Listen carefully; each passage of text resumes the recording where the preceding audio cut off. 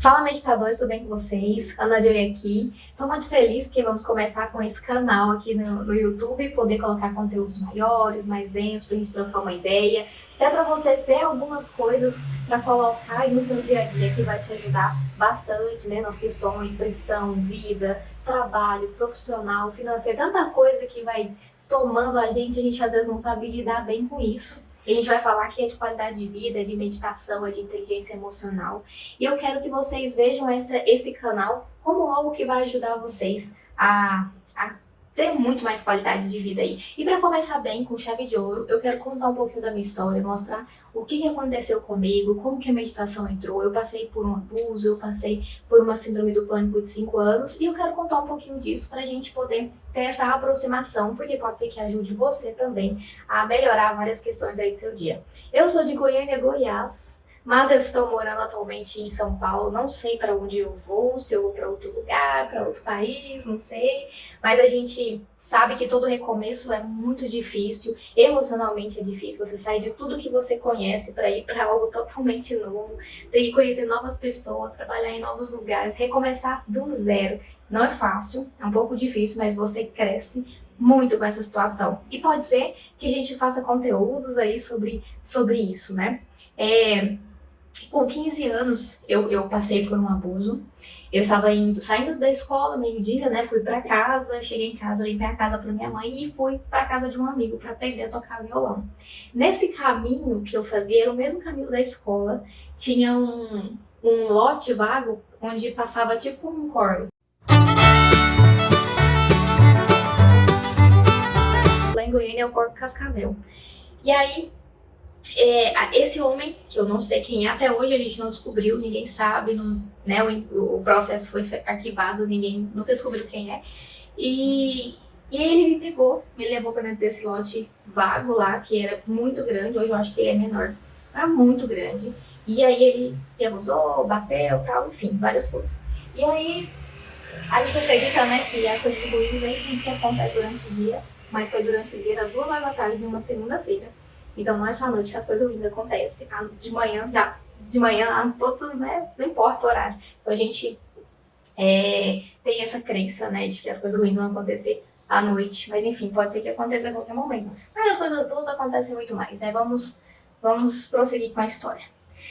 Depois que esse episódio aconteceu, eu comecei a ter algumas crises, assim. Eu acredito que de ansiedade, do estresse, do que aconteceu, da situação que eu fui exposta, de quantas vezes eu tive que contar a história pro cara da perícia, pro cara do retrato falado, pro médico, enfim, tantas pessoas que eu tive que repetir aquela história, que aquilo foi tomando conta e eu comecei a passar por um estresse muito grande.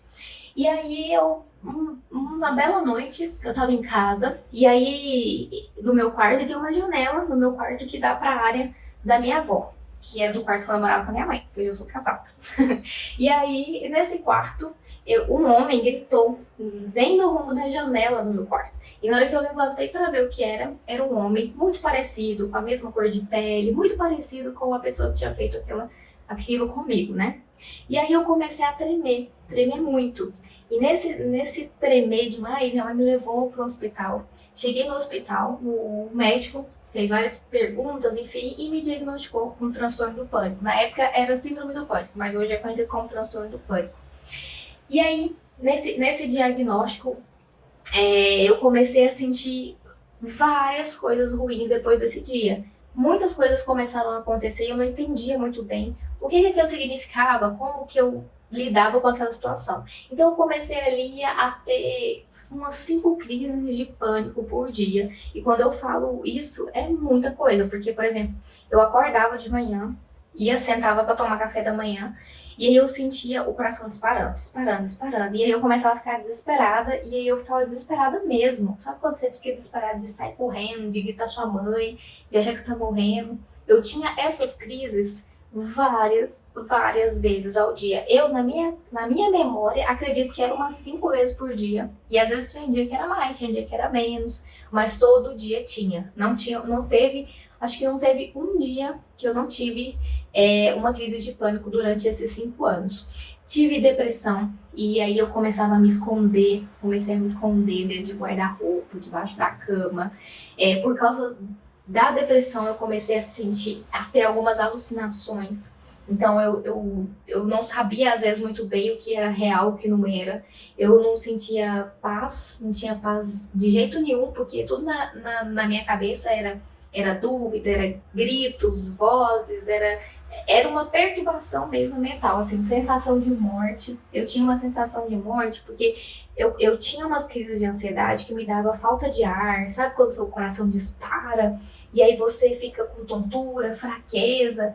Então, por causa disso, eu tinha essas sensações de morte. Parecia que a qualquer momento eu poderia realmente ali morrer, né? Insônia, medo noturno, as minhas mãos elas contraíam muito, então tipo, às vezes eu me dava pânico porque eu sentia minha mão contraindo, eu começava a gritar porque minha mão estava indo para trás, e aí isso era assim, terrível, porque se você pensa, tá em casa ou tá no seu meio social e começa a ter uma crise de ansiedade, sua mão começa a contrair, as pessoas, elas não sabem lidar com isso, então você sofre de várias formas, né? Tanto pelo julgamento, tanto por você também não querer passar por aquela situação na frente de outras pessoas. Eu tinha também uma sensação de confusão mental. Às vezes eu estava deitada na cama, com a luz apagada, apagava a luz para dormir. Mas eu dormia muito com a luz ligada, porque eu tinha muito medo noturno. E aí, às vezes eu desligava a luz, e aí eu tinha uma sensação que eu estava grande, assim. Parecia que eu estava muito grande, eu inteiro, meu corpo inteiro. E aí depois parece que eu ficava pequeno, e ia ficando muito pequeno. E aí essa sensação assim me esmagava. Era grande, era pequeno. Até hoje eu não sei o que era isso. Aí eu tinha que correr e ligar a luz. Aí era só ligar a luz que eu melhorava, né? E aí começou assim a loucura da minha vida, porque eu comecei a fazer tratamento com psicólogo, com psiquiatra, fui tomar medicamento, aí comecei a tomar vários medicamentos, era medicamento tarja vermelha, tarja preta, os normais mesmo, e era pra dormir, um pra acalmar, um pra ansiedade, um pra não sei o quê. E era tanto medicamento que eu tinha até uma crise de pânico, assim, se alguém tirasse o remédio da cartelinha e me entregasse. Eu tinha que tirar a cartelinha, segurar e tomar com a água, porque senão eu achava que alguém tinha colocado um outro remédio e que se eu tomasse aquele remédio eu ia morrer. Você viu tanto que eu era paranoicazinha. E assim, a síndrome do pânico, ela é uma coisa horrível, monstruosa. E aí eu tive pessoas que me ajudaram e pessoas que me atrapalharam também, né? Então eu comecei a fazer esses acompanhamentos com psicólogos, vários psicólogos, e não gostei, não deu certo, eles me faziam passar mais mal. Tem histórias, depois eu posso contar essas histórias, minhas experiências com psicólogos, mas teve psicólogos maravilhosos na minha vida. Eu acho muito importante você fazer um acompanhamento com um psicólogo, mesmo que você não tenha nada diagnosticado, nem ansiedade todo mundo tem, né? Então eu falo que ter um psicólogo é muito bom, porque ele te ajuda a descarregar aquilo que está dentro de você para você conseguir enxergar o que está acontecendo dentro de você e colocando as coisas no lugar, né? E assim a minha vida começou a virar assim de cabeça para baixo mesmo. E essa brincadeirinha durou 5 anos, né? Como eu falei, a síndrome do pânico durou 5 anos, dos meus 15 anos até os meus 20.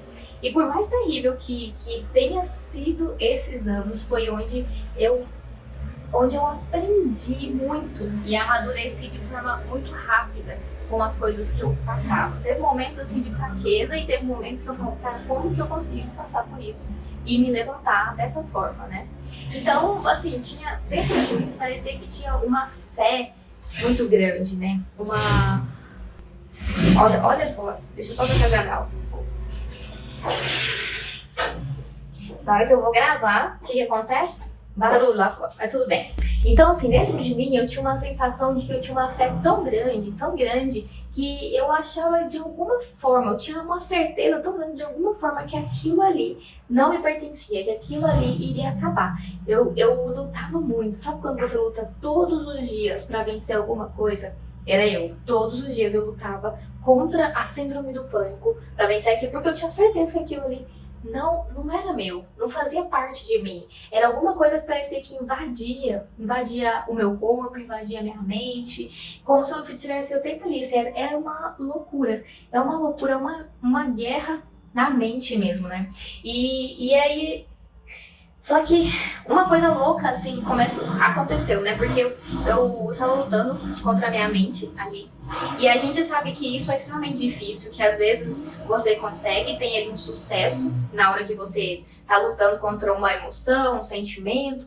Às vezes você tem um sucesso, mas na maioria das vezes, se você não tem essa prática, se você não fortalece o seu emocional, é muito difícil você conseguir ter sucesso na hora de você lutar contra esses sentimentos, né, que acontece com você. E a gente sabe que isso é extremamente difícil e a gente não controla pensamento facilmente de um dia para outro. É um treino árduo. Você tem que treinar a direcionar sua atenção, treinar a aprender a lidar com seus sentimentos, perguntar, questionar por que isso, onde isso veio, o que está acontecendo, por que eu estou sentindo isso. E fazendo isso, você vai se fortalecendo porque você vai tomando consciência de você. Aí quando vem o medo, quando vinha o medo, assim, eu senti o medo, eu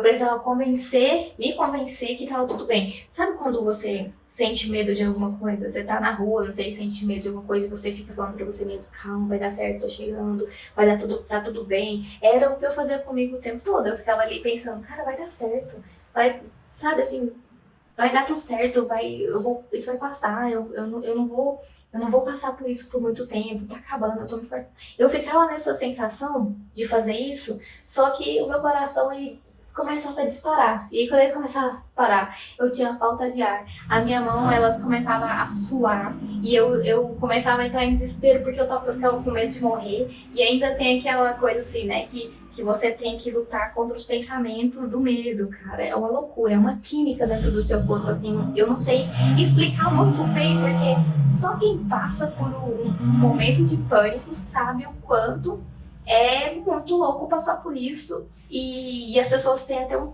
certo preconceito, né? Contra pessoas que passam por isso. Ah, você tem que, né, fazer alguma coisa na sua vida. Ah, você tem que ser mais forte emocionalmente. Ah, você tem que, né, dar um jeito, sabe? Essas coisas assim. Tipo, você tem que, cara, você não tem. Você precisa aprender a se conhecer, respeitar o seu tempo, o seu corpo. Mas no momento em que você tá passando por isso, você nem pensa nisso. A única coisa que você quer é se sentir seguro, de alguma forma. Você busca o tempo todo isso, se sentir seguro. E literalmente uma guerra na mente. É extremamente difícil de controlar em primeiro momento, mas o tempo vai passando e de alguma forma você vai achando caminhos ali para poder ir encaixar na sua vida, né? E nos primeiros 4 anos, assim, eu tive muitos episódios onde eu me sentia, eu sentia que eu desistia da vida. Sabe quando você tá assim, cara, cansei, não sei. O único pensamento que passava na minha mente era, se morrer, morreu. Se fica doente, ficou. Se for pro hospital, vai pro hospital. Porque era um período em que eu passava muito. Eu ia quase todos os dias da semana tomar soro na veia, no hospital, com relaxante muscular, porque eu não conseguia parar de tremer. E as crises de pânico, às vezes, eram muito fortes, igual eu contei pra você, que meus braços, minhas mãos contraíam, e eu começava a tremer muito. Então, a única coisa que me ajudava era o relaxante muscular na veia, que eu tinha que tomar no hospital. E assim, era uma loucura. E eu pensava o dia, assim, inteiro que, cara, não importa nada, eu me escondia debaixo da cama. Tinha dias que eu passava horas dentro do guarda-roupa, porque era um lugar que eu sabia que ninguém ia lá falar comigo, ninguém ia lá me questionar, ninguém ia lá falar nada. Até as pessoas perguntavam se eu tava bem, era difícil pra mim, porque não tava bem. E eu não queria responder essa pergunta, então eu me isolei 100% do mundo na minha vidinha ali, debaixo do guarda-roupa, dentro do guarda-roupa, embaixo da cama. e era o que eu queria ficar ali, pelo menos um pouco, em paz, né? Mas aí aconteceu uma coisa doida, assim. Eu sou uma pessoa, né, que gosto de orar, tal, tenho a minha crença, a minha religião. E eu pedia muito pra Deus, pra me ajudar a sair daquela situação, naquele momento. E mesmo que eu nem acreditasse mais que isso poderia ser possível, eu ainda orava e pedia: Deus, por favor, me tire dessa situação, não aguento mais viver desse jeito. E foi um momento, assim, que eu passei por uma crise existencial muito grande. Sabe aqueles momentos que você fala assim, que você acredita em Deus e você não acredita, e você fala: ah, Deus existe, não, Deus não existe, olha o que está acontecendo, olha isso, e você começa a questionar tudo, e você começa a perguntar: por que eu nunca fiz nada de errado para ninguém, eu nunca machuquei ninguém, eu nunca violei o espaço, né, o corpo de ninguém, por que isso teve que acontecer comigo? E aí você começa a ter esse tipo de questionamento e você começa a duvidar da existência de Deus. Por mais que aquilo tenha sido a sua crença a vida toda, várias experiências, vários estudos, mas por conta do seu momento de vida, você começa a ter esse tipo de dúvida, esse tipo de crise mesmo dentro de você. E isso aconteceu comigo, e foi muito bom isso ter acontecido comigo, porque me fortaleceu a minha fé. Eu comecei a questionar, e quando você começa a questionar, você começa a encontrar algumas respostas, e dessas respostas, novas dúvidas, e você começa a encontrar novas respostas para essas novas dúvidas, e você começa a ter uma expansão de consciência, até te levar realmente aonde me trouxe aonde eu estou, que eu sou muito feliz com isso, porque eu comecei a ter mais certezas, tenho dúvidas, mas dessas dúvidas que eu tenho, as certezas são muito maiores. E aí, quando eu venho as dúvidas, eu tenho uma crítica ali para conseguir fazer as perguntas e conseguir ir crescendo emocionalmente com isso, e a minha qualidade de vida foi aumentando a partir desses momentos que eu comecei mesmo a questionar por que disso, de onde isso vem, como isso acontece, e você começa a achar respostas. E isso é incrível, eu acho que as pessoas têm que questionar mais mesmo. E aí, eu encontrei um livro, que a coisa louca que aconteceu foi que eu encontrei um livro, e esse livro chama Quando Deus Não Faz Sentido. Nesse momento de loucura, eu fui numa livraria, e aí eu vi esse livro lá, e eu falei: vou levar esse livro. Levei o livro, comecei a ler. Esse livro, ele é muito forte, porque ele conta várias histórias de várias pessoas em locais diferentes do mundo, em tempos diferentes, que passaram por coisas horríveis, tortura, foram mortos, mataram a família, passaram por câncer, várias doenças terríveis, doenças que eu nem conheço, desconheço, e elas relatam as histórias, né? O escritor relata as histórias dessas pessoas, e aí ele coloca lá o propósito dessas pessoas, o porquê, na verdade não é o porquê, mas o que aconteceu com essa história dessa pessoa, onde elas impactaram, o que aconteceu durante aquela história que mudou a realidade de várias pessoas, que ajudaram várias pessoas na mesma situação. E aquilo foi me chocando, né? E aí lá tinha uma pergunta que assim, era muito, mexeu muito comigo, a pergunta era: por que não comigo? Eu acho que era uma pessoa que estava questionando isso, falou: por que não comigo? Eu até tenho medo de ler esse livro de novo. E aí eu vi que não era tudo aquilo que eu achava, mas o livro me ajudou muito naquele momento de vida, que eu comecei a questionar o que eu poderia fazer com aquilo que me aconteceu, né? Não ser só mais uma vítima, sabe? No caso, eu me fazer de vítima. Ai, aconteceu isso comigo e agora eu vou ter que ficar sofrendo. Não, cara, eu não queria sofrer. Aconteceu, foi horrível, teve muitas consequências ruins, passei por muitas coisas, mas eu não queria aquela situação, não queria viver aquilo pro resto da minha vida, eu queria ter uma outra realidade, eu queria voltar a viver. E aí eu vi esse livro e falei: cara, que loucura, eu tenho ele, tá até aqui na minha estante, eu tenho ele até hoje. E um dia eu vou reler esse livro, mas eu ainda não quero reler, porque eu tenho uma gratidão muito grande por esse livro, e eu acho que ele mudou muita coisa dos meus pensamentos, que foi muito importante para aquele momento de vida. Era o que eu precisava ler. E aí, começou a acontecer algumas coisas doidas, assim, também, durante durante esse período, assim, nos primeiros 4 anos ali, quase no finalzinho dos 4 anos de síndrome do pânico, que todas as vezes que eu ia orar, que eu falava, lembra que eu pedia, eu falava que eu pedia a Deus pra me tirar daquela situação, todas as vezes que eu ia orar, se eu fechava o olho e começava a falar, a pedir, de alguma forma, eu não sei como, mas eu ficava em silêncio total e prestava atenção 100% na minha respiração. Eu não tinha consciência nenhuma do que aquilo significava, nenhuma, mas eu comecei a ter esse direcionamento da minha atenção para minha respiração. E isso, naquele momento, eu sentia uma calma no meu corpo, eu sentia que algumas coisas foram mudando, mas eu não tinha consciência nenhuma do que aquilo significava. E aí, mesmo nesses momentos, coisas boas acontecendo, também começaram a acontecer coisas ruins. Por exemplo, eu comecei a ter mais frequências de noite em que eu tinha crises durante a noite e eu não conseguia dormir.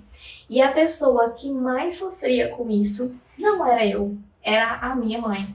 E a minha mãe acordava durante a noite, ela olhava pra mim, ela falava, pelo amor de Deus, minha filha, respira, come alguma coisa. E ela já queria me dar alguma coisa pra comer, porque eu era muito magra. Eu tinha muita fraqueza, eu pesava 43 quilos na época, e aí ela queria que eu já comesse, de madrugada, ela com esse cuidado, essa paciência. E aí teve um dia que ela acordou de madrugada e ela chorou e gritou e falou: ou você pede para Deus te curar, ou você pede para Deus te levar, porque ninguém merece viver assim. E aí naquela hora eu fiquei em choque total, assim, porque você fala, cara, se uma mãe tá falando isso, é porque realmente é muito sério. E aí eu acho que até aquele momento, até ali os 4 anos da síndrome do pânico, eu não tinha essa consciência de que realmente era algo muito sério, que eu precisava realmente tomar uma atitude em relação àquilo para mudar aquela situação, porque não impactava só a mim, só a minha vida, só os meus relacionamentos, só o meu trabalho, só a minha faculdade, meus estudos. Não era só a mim que impactava, eram os meus pais também. A minha mãe tinha noites que ela não dormia, no outro dia, 5 horas da manhã, ela saía para trabalhar, para dar aula, e aí eu atrapalhava a rotina dela, ela ficava mais cansada e eu nem tinha essa consciência. Então eu comecei parece que uma ficha assim caiu, e eu falei, cara, eu preciso tomar alguma decisão sobre isso. E aí eu comecei a pensar mais sobre para onde que eu estava deixando a minha vida tomar rumo. Quem que estava direcionando? Eu estava deixando as coisas que vinham, o medo tomar conta, e eu comecei a perceber que realmente era isso mesmo, e que na hora que vinha a raiva ela me levava mesmo, que eu não conseguia, eu não tinha força, eu não sabia da onde fazer alguma coisa, nem tinha nenhuma orientação do que fazer na hora de uma crise. E aí o que eu comecei a fazer foi começar a pensar sobre o impacto das coisas que me aconteciam sobre a minha família. E aí toda vez que vinha uma crise, na hora que aquilo ali começava, eu começava a falar, Senhor, eu não quero isso pra minha vida, eu não aceito isso pra minha vida. E aí eu comecei a tomar decisões de que eu não iria aceitar aquelas coisas pra mim. E aí eu falei, cara, eu não quero isso. Isso não me pertence. E aí vinha um pensamento, vinha um medo, eu chorava, mas aí passava um pouco, durante o choro eu já levantava e falava, eu não quero, isso não me pertence, eu não vou deixar isso tomar conta de mim. E de alguma forma eu me lembrava, lá da hora da oração que eu fazia, que era de parar e prestar atenção na minha respiração. E aí, quando eu fazia isso, eu conseguia organizar os meus pensamentos. E aí, sabe quando você começa a ter um controle maior sobre aquilo que você pensa? Na hora que vinha um pensamento ruim, e é incrível, vem um pensamento ruim, você sente que tá triste e nada de triste aconteceu. E aí, nesse momento, eu começava a falar, cara, para. Eu começava a respirar, prestava atenção na respiração e ia fazer alguma coisa que me desse pensamentos positivos. Músicas, por exemplo. Eu tinha uma mania ridícula, mas as pessoas fazem muito isso, que é quando você tá triste, você põe uma música triste porque você precisa validar aquele seu sentimento de tristeza. E quando você tá com medo, quando você tá mal, na bad, o que você faz? Escolhe músicas da bad, música que te deixa pra baixo.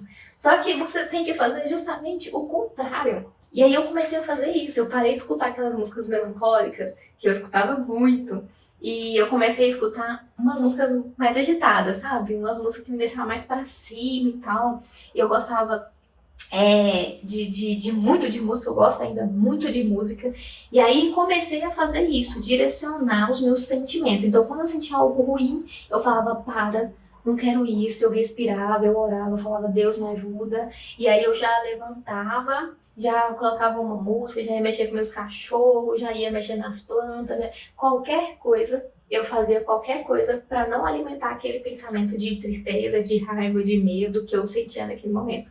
E aí eu comecei a fazer isso por um tempo e eu fui percebendo que de alguma forma eu começava a controlar mais rápido as minhas crises. E aí nessa época eu nem sabia o que era meditação. E a única coisa que eu achava era que meditação era coisa do diabo, porque era a única coisa que eu escutava, é que meditação não era de Deus, meditação é coisa do diabo, de Buda, de não sei o quê. E aí, o que você faz? Você cria um preconceito contra a meditação, e era o que eu tinha, eu era muito preconceituosa. Alguém viesse falar de meditação, dizendo pra mim, eu já falava, ih, meu filho, ó, sei desse negócio, não, acho que esse negócio não dá muito certo, não. E aí eu comecei olha só, por ironia divina, porque eu creio que quem me ensinou essas técnicas de meditação, que na época eu nem sabia que era meditação, foi Deus, foi o Espírito Santo dentro de mim. Eu acredito nisso, eu não posso negar a minha fé e falar isso. E aí ele me fazia, no meio da oração, colocar atenção na minha respiração e ficar em silêncio, e buscar dentro de mim assim, uma concentração, fazer com que eu fortalecesse o meu emocional. Caramba, da onde que eu ia aprender uma coisa dessa com 17, 18, 19 anos de idade? Que eu... Gente... Eu não posso negar minha fé, né? E aí, no meio de uma crise, assim, eu já sentia aqueles pensamentos de morte, de não sei o quê, e aí já vinha essa intuição, eu falo intuição, porque vinha de dentro, uma intuição de falar, cara, para. E aí que a vida começou a mudar. E aí começou a acontecer algumas coisas boas na minha vida, né? E aí eu não posso deixar de contar da minha cura, porque o último ano da síndrome do pânico foi o pior de todos. Foi aonde eu tive mais perturbação mental, assim, daquelas coisas assim de você ouvir gritos. Eu deitava no colchão, no quarto da minha mãe, porque eu tinha medo. Então eu deitava no quarto da minha mãe. E aí eu falava, mãe, só tá escutando esses barulhos, esses trânsito e não sei o que, isso tarde da noite, e ela falava, Ana, não tô escutando nada, tá um silêncio, não tá passando um carro na rua. E na minha cabeça, na minha mente, era uma loucura de pensamento, sabe? E aí aquilo foi tomando conta, mas eu tinha uma força muito maior dentro de mim, que eu acreditava que aquilo não me pertencia. E aí eu comecei a fazer mais essas questões de parar, de respirar, de concentrar totalmente na respiração em mim, não deixar que aquele sentimento tomasse uma raiz ali. Então vinha a tristeza, eu chorava mesmo, eu chorava porque a tristeza vinha, era muito forte, era incontrolável, eu não conseguia controlar. Mas aí no meio do choro eu já levantava e falava, para, eu não quero isso. E aí eu já ia fazer outra coisa, né? E aí a minha cura, que eu não posso deixar de contar, eu tava um dia, não sei aonde, não sei bem onde eu estava, eu era debaixo de uma árvore e quando eu cheguei debaixo da árvore, sabe quando você chega naquela sombrinha assim, que você senta debaixo da árvore e você sente um vento batendo em você?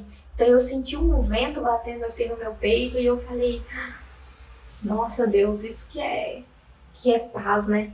E aí depois desse dia, nunca mais eu tive nenhuma crise, nunca mais.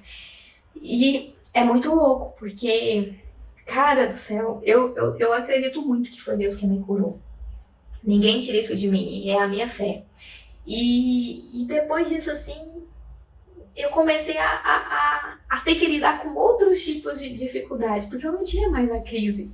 E eu comecei a fazer o desmamamento dos medicamentos, Então, todos aqueles medicamentos que eu tomava, eu fui parando de tomar, o psiquiatra me deu alta, ele disse que eu tive uma melhora, assim, muito rápido, de uma vez. Aí eu comecei a ter outros tipos de conversa com as psicólogas, né? Então, eu comecei a fazer tudo isso porque para mim era uma loucura muito grande, porque tudo que eu escutava de todo mundo, mas todo mundo mesmo, dos médicos e tudo, era assim, Ana, você precisa aprender a conviver com isso, porque isso não tem cura, tem controle. Você pode controlar, mas você não tem como conviver com isso. É o remédio pro resto da sua vida. E aquilo não era meu, eu sabia que aquilo não era meu. E aí, como que a meditação entrou na minha vida, né? Depois que eu fui curada, porque eu comecei ali a sentir aquelas coisas boas estavam acontecendo, desmamamentos e tal, mas eu comecei a lidar com outras dificuldades, né? Eu comecei a sentir que dentro do meu peito eu sentia um vazio. E aí eu fui conversar com a psicóloga, né, que era minha psicóloga na época, e eu falei pra ela, por que eu sentia aquele vazio muito forte dentro do meu peito, e era uma coisa assim que parecia que eu sentia falta do coração disparando. E aí ela me falou que é porque eu fiquei muito tempo tendo todos os dias a sensação do coração disparando, da dor no peito, e aí de repente não tem mais, então eu senti uma dor fantasma. E aí eu queria sentir de novo aquela dor para me sentir viva. E aí eu falei para ela que isso era uma loucura muito grande. Daí eu comecei a querer estudar isso. E eu falei, cara, como que isso é possível?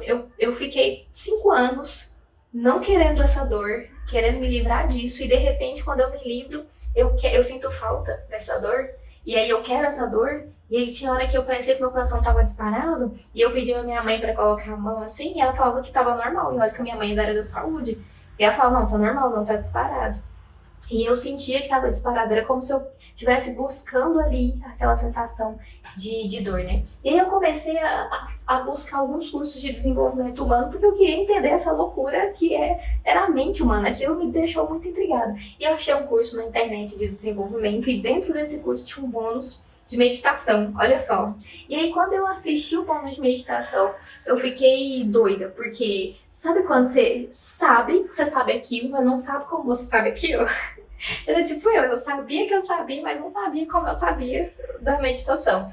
E aí eu comecei a estudar meditação e eu queria que aquilo ficasse claro na minha cabeça, eu queria que aquilo não fosse místico, sabe?